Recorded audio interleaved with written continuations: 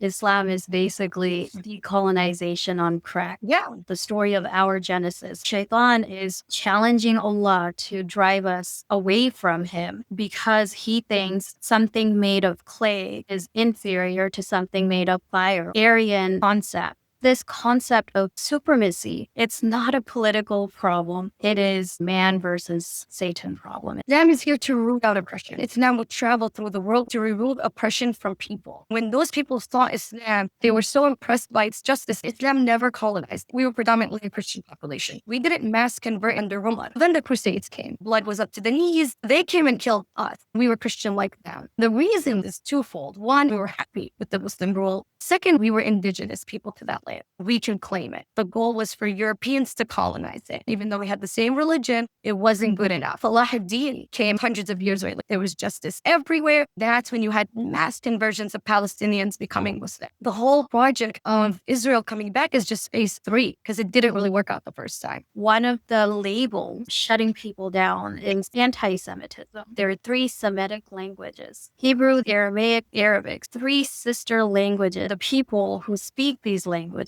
are Semitic people, descendants of Sem, one of the sons of Noah. The genocide, that is like anti-Semitism. A study by an indigenous woman who did her PhD program saw that when colonizers tried to eat the sumac, their body reacts to it as a foreign thing. For indigenous people, it's processed in their body very naturally, very easily. Fattoush salad is really fun. The fried bread is called fattoush. Cucumbers, tomatoes, onions, salt, lemon, olive oil, sumac, mix it and just eat it quickly. It just stays crunchy.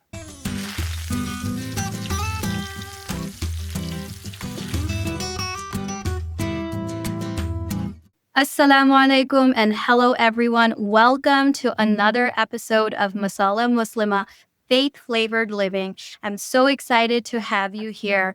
And today I'm excited to have Meha Siyam here as a special guest, and she is going to be sharing with us Palestinian dishes. So I hope you're as excited as I am about having Meha on the show. So Meha, welcome to Masala Muslima. Tell us a little bit about yourself and what makes you a Masala Muslima. Assalamu alaikum. Thank you so much, Sada, for having me. My name is Meha Siyam. I'm Palestinian. I'm from a village from northeast of al-Khattab, Jerusalem. I am a life and purpose coach for Muslim women. I work with Muslim women one-on-one to figure out what they want to do with their life, define success on their own terms, and make it happen. Before that, I was an attorney, actually, and I worked in human rights in Palestine, in Palestine. So the long journey of how I transitioned into this role, but alhamdulillah, I'm very happy in this role. And I'm so excited to share recipes from my culture with you. And I'm just happy to be here. Thank you for having me. I love one of the things you said, that how Islam is basically decolonization on crack. Yeah. One of the thoughts I have been reflecting on recently is what I've learned about the Holocaust in school and college, and I've been following the story of the oppression and the occupation of Palestine. And it just boggles my mind how similar they are, as if the orchestrator behind this oppression of Holocaust and this genocide in Palestine seems to be the same entity. And then it makes me think to the next level, like, what are the main ingredients that makes this successful, that people can carry out such cruel actions against somebody who looks just like them and just out, right? We're all same inside. Muscles, heart, brain, blood vessels. The only thing we're different in is how we appear outside, what language we speak, how we decorate ourselves. So now I'm thinking, like, subhanAllah, like one of the stories or topics important that like really draws my attention is the story of our genesis, basically in the Quran, of how man was first created. And it keeps going back to how Shaitan is challenging Allah to drive us away from him because he thinks something made of clay is inferior to something made of fire, almost like Aryan concept, which even now we are so fetished over. And it's not just in the European value, like it's also in the South Asian value. If you're lighter skinned, I don't know about the eyes, but kind of light skinned, then you have a higher status in people's eyes. If you're darker skinned, then somehow you're somewhat less. So it's this concept of the supremacy. I'm starting to realize it's a value of the demon, the Satan. That's their value. That's how they're able to come and be like, you're better than this, you're better than that, versus Allah tells us we're only better by the good deeds that we accomplish. So at the end of the day, it's not a political problem. It is, once again, man versus Satan problem. The way it now works, Islam is here to root out oppression. That's why I said this. When people think, why did Islam spread outside of Mecca to the rest of the world? It wasn't just to convert people, because alhamdulillah, our religion does not have any like forced conversion stories the way Catholicism does and missionaries. We have none of that. The reason Islam would travel through the world was to remove oppression from people. And when those people saw Islam, they were so impressed by its justice that they were like, oh, I want to become Muslim too. It was never like, hey, let me just sit down and teach you about Islam. It was always through conquest of removing unjust rulers and freeing those people and saying, hey, we're going to rule you politically, be your government. We're going to bring justice to you. And Islam never colonized. It never brought citizens from what is Hijaz, what is now Saudi Arabia, and been like, hey, they're going to live in your house now. Please get out. I'm going to put this Saudi Arabian person in your house and they're going to sit on your furniture and live in it. Never. It was just an army. They would see injustice happening over there. And they're like, oh, that ruler is really horrible. We got to get him out. They would remove him. They'd be like, hey, we're your new government. We're Muslim. These are our rules. And the people would be like, wow, this is really cool. Okay, I'll become Muslim. I will say the story of Palestine specifically, this is not our first chapter in this story. This is like many chapters. Just to give you a context, it's before Islam, right? Allah only sent down Islam as a religion. All the prophets were Muslim, from Adam all the way to Sayyidina Muhammad sallallahu alaihi wasallam. The people would change the name of the message of Allah into what is Judaism, what is Christianity, and probably all these other sects and religions that we hear of. They probably have roots, most likely, from a true prophet, and it dissipated over. When the Prophet Isa alayhi salam was in Palestine, people followed his religion, as many as were following him. Later, it spread even more. So we were predominantly a Christian population. When Umar al-Khattab radiallahu anhu showed up and took over Palestine, because again, the Byzantines were not ruling justly. There wasn't justice there. And so when he came, he said, listen, we're not going to do any drop of blood. If you know the story, they did a siege and they were like, they just said, we'll surrender it. And the ruler at the time of al-Quds of Jerusalem said, I will only surrender it to Allah himself. And he wasn't even there. He was doing his job. So they sent him a letter. They're like, listen, they won't give it up until you show up. So he had to show up in person. And it's a beautiful story in of itself. If you're not familiar, please go read about it. It's amazing. So when he showed up and he took over not a single drop of blood. Everybody stayed in the home. And what a lot of people don't know is us Palestinians, we didn't mass convert into Islam under Umar. He came, he ruled, everything was great. We had better lives under Umar, but we were still predominantly Christian people. And he's the one who brought a few Jewish tribes back into Palestine because they were kicked out by the Byzantines. And he said, you guys have holy sites here, you can worship here. So he allowed them to worship once again. They weren't even allowed. It's like me as a Palestinian not being allowed to do Hajj in Mecca, right? I have the same religion that's tied to it, but I'm not of that region. So he was like, that's not fair. Let people from the religions that respect this land, let them come and worship. So he opened that door. But we didn't become Muslim. What happened was, obviously, the predominantly Christian world was not happy about that. How does a Muslim person take over? Mind you, us citizens, we were happy. We're like, this guy's great. Everything's great. We love it here. We didn't mind. So then the Crusades came, right? And the Crusades were like what you see in Gaza today. The way we see our history is like the blood was up to the knees. People were getting killed left and right. And when you think about it, who were they killing? Because we were predominantly Christian, Palestinians at the time. We still didn't convert. So they came and killed us. And we were Christian like them. And the reason they killed us is twofold. One is because we were happy with the Muslim rule that was happening. We were like, these people are good people. I don't know what the problem is. And the second was we were indigenous people to that land. So we can claim it. And they didn't want that. The goal was for Europeans to colonize it. And even though we were Christian, even though we had the same religion, it wasn't good enough. It was an anti-Islam moment. And it was also, let's colonize this place and just not have this problem ever again. Let's just put our people in here and we'll just take over. And so it was only until Salahuddin al-Ayyubi, when he came and he finally, this is hundreds of years, right? Like it's like so much is happening. And he came and he brought Islam back to Palestine. And here we are again, we're generations later, and we see this guy who's Muslim and he did the same thing again. He cleaned it up. He was nice to everybody. There was justice everywhere. And we were like, wow, this is the same religion that came back then. And you know what? This thing is great. And that's when you had mass conversions of Palestinians becoming Muslim. And so I'm always like, as a Palestinian, I'm so grateful to my ancestors who did convert, because I have a lot of Palestinian Christian friends who are still Christian today. It's much more difficult to ever consider converting in our culture today because it's just become like your identity and it's a very solid thing. It's a big deal. But I'm so grateful that my ancestors saw the light the second time and were like, oh yeah, this is great. Let's do this. And alhamdulillah. And so the whole project of Israel coming back is just phase 3. This is a long story of just trying to take, of course, take Palestine away from Islam, even though Islam was always like, listen, you want to come worship, worship. We just rule with justice. We're fair to everybody. Everybody's going to be okay. And we don't colonize. We were never kicked out of our homes under Umar. We were never kicked out of our homes under Salahuddin. He just came with an army, defeated a horrible government, put in a new government, and that's it. Us citizens, we stayed in our houses. What happened in the Crusades was an attempt at colonization, and that's why you'll see Palestinians who have we have red hair, and we have blue eyes, and we have blonde hair in our genetics, but you'll also see Israel is the second wave of trying to colonize this piece of land again, because it didn't really work out the first time. Whoever they came in with, and however, we still ended up sticking to our Palestinian roots no matter how much they tried to get into them. And we converted to Islam in mass numbers, and so it didn't work. They were like, oh God, it didn't work again.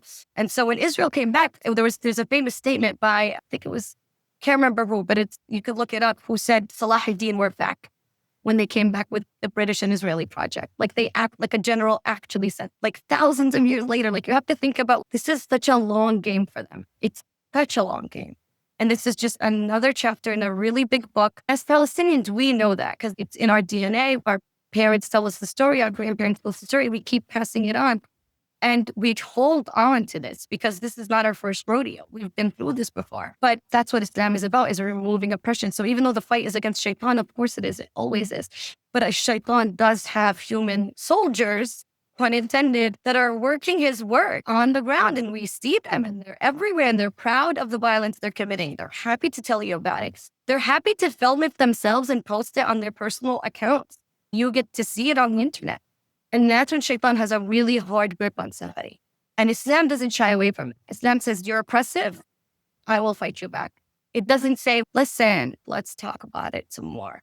Islam's like, let's go. If you're going to fight with the sword, I'm going to fight you with the sword. So in terms of Palestine, this is just one more attempt to take this land away from Islam and to use colonization as the method. And here we go again. Inshallah, as Salahuddin and al-Khattab have done before, we can just get to the other side. Subhanallah, wow. Thank you. I learned so much. That was a history lesson for me. I know the major things, that there was the Khalifa, the Khulafa, and then obviously Jerusalem changed hands so many times. It's the place that everybody wants to be in, the hottest real estate anywhere. Nowhere else is as valued as the dirt of Palestine. What I didn't realize is that when Umar came, well, obviously, most of the people were Christians with a lot of expelled Jews. But I didn't realize that after he left, when he took over and Crusaders came, that the people were not Muslim. That was like a mind-blowing thing for me. When I think like Umar came, okay, now everybody like moved over into Palestine. So wow, they killed their own people just because they don't consider us like their own, had the same religion, but we were different ethnicity. So it just wasn't good enough. We weren't European. So the Christianity had become like a European identity, not a religious identity necessarily. That just clicked for me. I'm just like blown away because like right now, one of the labels that are being utilized so heavily for shutting people down is anti-Semitism. I took some linguistic classes in college, almost got a minor in linguistics. And one of the things I learned there is that there are 3 Semitic languages. The oldest one is Hebrew, then it was Aramaic, currently an extinct language. And the last one is Arabic. So these are 3 sister languages, and it's called Semitic. Aramaic, but it's definitely difficult. That's what we spoke before we became Muslim. So we spoke Arabic. That is amazing. And when Islam came and we decided to all convert in mass droves, we decided to adopt the language of the book that we wanted to learn. As Palestinians, we took on Arabic by choice, which I'm very proud of and I love. But you'll see in a Palestinian dialect, we have a lot of Aramaic words, a lot of Canaanite words. And they won't make sense to another Arabic speaker from a different region because they'll say to you, like, that's not Arabic. And you're like, you're right, it's not. It's Aramaic. And it's kept them in our dialect, our accent. Like we say cha for the kaf letter, Arabic, like the letter that's similar to K. Yes. The kaf, I pronounce it as a cha. And the reason I do that is because of my Aramaic and Canaanite background. So when I adopted Islam, when my adopted Islam and they took over Arabic, we still added our own nuance because we've been speaking Aramaic for so long that it was like, you can't just go overnight. But subhanAllah, we've been Muslim for so long and we still have it.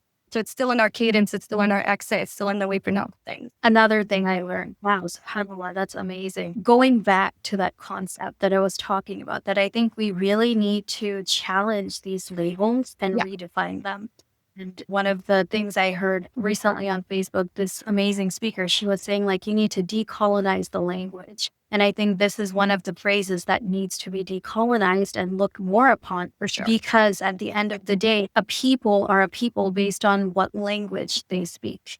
Despite ethnically looking different, it's the language they speak that makes them fit into that category of people. That's one of the ways that historically people have been categorized. And that's how Africa and the tribes formed based on what language you speak. These are Semitic language. So the people who speak these languages are Semitic people.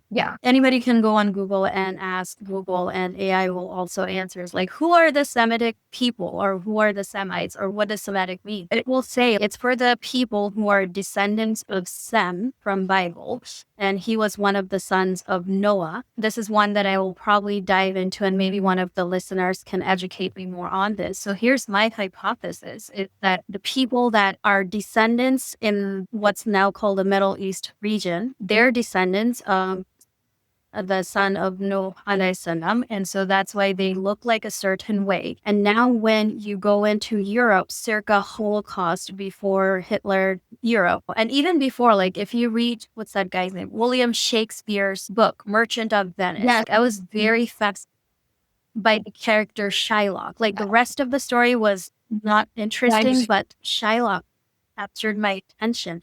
The way that he was discriminated by the European population because he looked different. What did he look like? He looked Arabic. You know, he had that darker skin, hooked nose, that's stereotypical Jafar from Aladdin. The stereotypical appearance of a Middle Eastern person. So here is that appearance and racism coming in, where Hitler had this love for the Aryan people, even though he looked nothing like the Aryan race himself. He loved that blonde hair, that blue eyes, very different from the Semitic features. And I think that's where this terminology probably comes from, is that they don't look European, they look Middle Eastern, and they're Jews. So let's pick on it. And it ties back to this thing that we're talking about, is you don't look like them, then you're on the menu. Doesn't matter if you have the same faith. They see you look like the other people. If you are African origin, you're not human, you're livestock. If you look Arabic, threat, you're a terrorist. You own something that we want that belongs to us. So that's sense of privilege that it's ours. It's not yours just because you're sitting on it. It's not yours. It's really ours.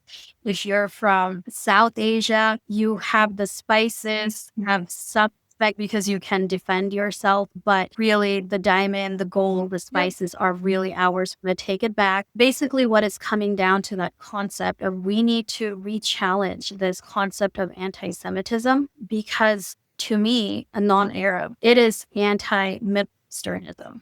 If you look like somebody who's from that area, so the genocide that's happening right now and the people who are supporting it, the governments that are supporting it, to me, that is or anti-Semitism. I feel like I have to say it out loud. It's not just hating on Jews, because there are so many Jewish people who have that intellect, who have their heart, their head and heart are connected, and they recognize truth for truth.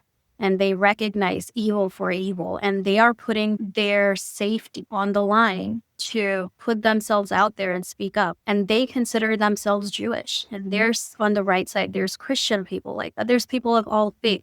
So that sense of justice is a human principle. It's natural in all of creation. It's in that fitra. It's part of that subconsciousness, versus this trained negative energy, this lacking of supremacy is going below human. Yeah, it's shaitan inspired. It's what you said. It's just shaitan inspired. And when you allow shaitan to hijack your fitra, to hijack your natural instinct to be a good person, because we all have that natural instinct. Every soul was in the presence of Allah subhanahu wa ta'ala before it came into a body. So it just depends on your upbringing, where you train to be more of following, like literally just genocide, violence, all of it, and justifying it in your mind, or were you able to keep close the tenets and values that Allah subhanahu wa ta'ala put in all of us? That's really where the schism happened. And what we're seeing right now, I mean, for me as a Palestinian, right, because we've been going through this for so long, it's just more globally aware now, but it's always been there. For us, it's like people are just starting to notice, but we've been here all along. And the Semitic, anti-Semitic stuff, I mean, I'm Semitic and it's obvious I'm Semitic anywhere I go. And so when you see European from Germany, from Poland, who now claim Semitism, but they're not. And then so they use the label Ashkenazi Jew, which just means European Jew, which is fine. Yes. There are Muslims in every part of the planet. There are Muslims in Europe. There are Muslims in Africa. There are Muslims in Asia. There are Muslims in everywhere on Earth. South Asia. Yeah, it's fine. But just because you are of the Jewish faith, you can't just claim to be from a certain piece of land. You can come pray in Al-Quds. Nobody's going to say no. You can come and travel through Palestine. Just don't grab a gun and shoot people in the process. Thank you so much, Meha, for sharing that. Now, I want to talk about the special thing about Masala Muslima is to share the recipes from your kitchen. We talked about the recipes of our lives, about how our history, our ancestry, our faith makes us who we are, the things that are impacting us in our modern lives, the thing that we can't put out of our head with what's happening in Palestine, Sudan, in the population we can't forget in our du'as, and everywhere around the world. But we still show up every day we wake up and we put our hope and put our faith in the one who created us. We take one step forward. We find time to sprinkle our food. And we're going to move into that session. My favorite thing to eat ever is salad. So I wanted to do a salad just because I just think salads are so fun. And Palestinians, you have to remember, we're Mediterranean. So we're pretty simple, but other than the cube and things like that, we get complicated in our real cooking. Our other stuff is like our, what do they call them? Appetizers or side dishes. They're relatively simple and really easy to execute. Fattoush salad is really fun. So what you do is you chop cucumbers in those little cubes, tomatoes in those little cubes. You get onions, you slice them really thin as well. You could do them cubes or you could do them wedges. People have done it both ways. And then you get pita bread. Usually we do it with like stale pita bread that you don't want anymore. You break it up into pieces and you put olive oil and you fry it in there, or whatever oil you want, but olive oil just tastes better. You fry the little squares of pita bread and you set them on the side. Then you toss them into your salad when you want to eat, because they'll get soggy quickly, but you want to eat them when they're crunchy. You make the dressing out of salt, pepper, lemon juice, olive oil, of course, and then you add a dash of sumac. Do you guys know? Do you use sumac? No. I've heard of it. We don't normally use it. I've tasted it. Teach us a little bit about. So sumac it's so interesting because it grows on a tree and it looks like little balls. You get it and you grind it. It comes out with this really beautiful purple color and it has this like lemon flavor. It's like very zesty and very tangy. You put it in the dressing and it just makes it look prettier and it has a nice crunch to the taste. It's really fun. But fun fact about sumac is it grows here on Turtle Island as well. And there was a study done by an indigenous woman who did her PhD program, something related to food systems. She saw that when colonizers came and tried to eat the sumac, it doesn't process in their bodies in the same way. Their body reacts to it as a foreign thing, which is so fascinating, right? And for indigenous people, it's processed in their body like very naturally, very easily. And yeah, of course, this is what it is. I was like, wow, this is so interesting because it grows in our land too. It's called something else here, obviously, but the same thing. It's sumac. I honestly forgot what it's called on Turtle Island. So it's very fascinating for me as an indigenous person across the world that we have the same thing. And I'm sure our colonizers also react to it probably in the same way biologically because it's not native. But it's funny how the land will always show itself and it manifests like she was doing just a study. It was just a hunch, and it was fascinating. Like the way she studied it, it shows up in the body differently. And I thought that was so interesting because I honestly would have never thought that a spice would react differently in different bodies, but it does. So that's also a fun fact about sumac. That it's here on Turtle Islands. You could probably find it somewhere growing naturally and getting like the real fresh sauce, but it's not popular because it's an indigenous spice. What we consume in America is colonizer flavors and colonizer things. So that's why you haven't come across it. When you think about it, it's, oh, why didn't I? It's indigenous to this land. Everything is tied to. That is definitely interesting how life will evolve with the land and the body adapt to the land and the genetics and the epigenetics that go into expression of the different genes in one's genome. Thank you for sharing that. Now, going back to the recipe. So you take the sumac, you make it into a beautiful lavender looking powder, and you add it to the olive oil. Yeah, like your dressing, just get a cup and just put salt, your pepper, your lemon juice, your olive oil, dash of sumac, mix it with a spoon, and just pour it all over everything and just eat it quickly. So your little fried breads, the fattoush, that's what the fried bread is called, fattoush, it stays crunchy. So it's like croutons. Yes. It's like croutons, but they're thinner and they're fried. So it's like fried bread, really, which fried food isn't the best for us, but it tastes so good. You gotta hand it to fried. I think it depends on what you're eating, how frequently you're eating it, and how it's made. Because you're eating pita breads that are made fresh, it's leftover, and you're putting it in something also very natural, very organic, and very healthy. Olive oil is one of the best words you can consume. You do it with the sale. So it's like everything's kind of like evolved from meat, right? So it's like some smart woman was like, I'm not going to throw this bread away. Let me fry it. And then it just became everywhere. Genius. Let's all do it with our stale bread. Yeah. Thinking about me, I would probably do it so I wouldn't have to make another dish. What is it? Necessity is the mother of all inventions, and put a mother with inventive tools and she will make a nice recipe out of it. That's awesome. So thank you so much for sharing that recipe of that salad. Just listening to it, hearing about it, I can taste the freshness of it in my mouth. Like I'm just imagining it, like the coolness of the cucumber, the tanginess in the lemon and the sumac, the crunchiness of that fried bread with that earthy flavor of the olive oil. It just sounds so delicious. It's like a hot day right now and the heat. I can totally imagine how that would be just such a refreshing lunch to just give you that extra boost, that energy you need, that spring in your step to get through the day, the productivity in your hours. For sure. Yeah, the Mediterranean diet is nice. It'll always give you a kick. It helps you release energy instead of being bogged down with digestion and stuff. Like my food, the heavy food, definitely is like where you just want to sit and rest and let your digestive system just focus on that. But comfort food has its space. Energizing food has its space. It's all about figuring out what works for you and what helps you achieve what you're here for. So thank you for coming and sharing. Do you have any last words you want to share with the audience?